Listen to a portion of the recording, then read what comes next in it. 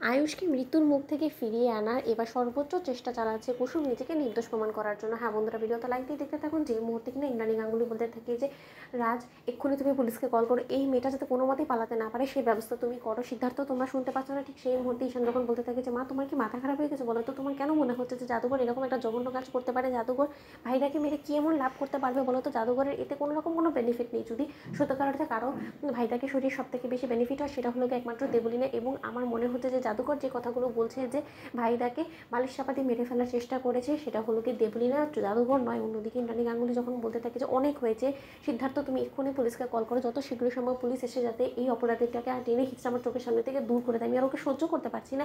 আর ঈশান তোমাকে একটা কথা বলে রাখছি, আমার ছেলেটাকে আমি হারিয়ে ফেলেছি, আমার ছেলের কোনোদিন আমার বুকে ফিরে আসবে না। তার সত্ত্বেও আমি আমার ছেলের মৃত্যুর জন্য যে দায়ী তাকে আমি শাস্তি দিব না। তুমি এটা ভাবলে কী করে বলো তো?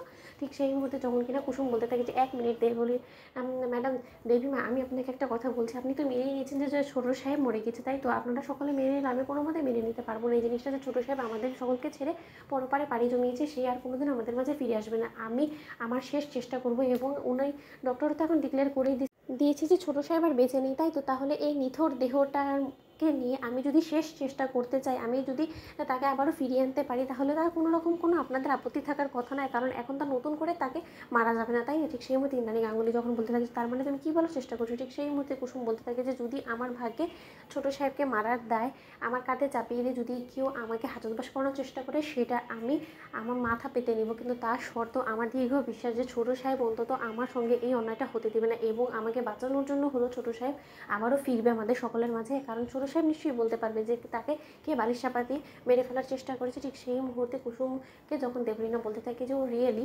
আয়ুষ কী করে বলবে বলো তো? আয়ুষ তো রীতিমতো জ্ঞানেই ছিল না, তাহলে ও কী করেই বা বলবে যে ওকে কে বালিশ চাপা দিয়ে মেরেছে বলো তো? ঠিক সেই মুহূর্তে রানী গাঙ্গুলিকে যখন কুসুম বলতে থাকে যে দেবীমা আপনার ছেলেকে যখন আমি আপনার কাছ থেকে কেড়ে ফেলেছি, তাহলে আমি আপনার ছেলেকে আপনার কাছে আবারও ফিরিয়ে দেবো, এটা কুসুম সরকারের প্রতিজ্ঞা। ঠিক সেই মুহূর্তে রাজশেখর যখন বলতে থাকে যে দেখো ইন্দ্রাণী, এখন আমাদের কাছে তো একটাই উপায় আছে, হয় আয়ুষের এই নিথর দেহটাকে নিয়ে শ্মশান ঘাটে যাওয়া, নয়তো বা কুসুমকে একটা শেষ চেষ্টা করতে দাও। আমি মনে করি যে কুসুম যখন বলছে তাহলে একটা শেষ চেষ্টা অন্তত তুমি ওকে করতে দাও, আমি আয়ুষের বাবা হয়ে তোমার কাছে হাত জোড় অনুরোধ করছি। ঠিক সেই মুহূর্তে কুসুম যখন আয়ুষকে বলে থাকে যে ছোটো সাহেব আপনি শুনতে পাচ্ছেন সকলে মিলে আমাকে আপনার মৃত্যুর জন্য দায়ী করছে, আপনি তাদের মুখের উপরে উত্তর দেওয়ার জন্য আপনি কি একবারও চোখ খুলবেন না? আপনি একবারও চোখ মেলে তাকে সকলকে আমার হয়ে উত্তরগুলো দেবেন না? আপনি এরকম করে চুপ করে অন্যায়কে প্রশ্রয় দিয়ে যাবেন?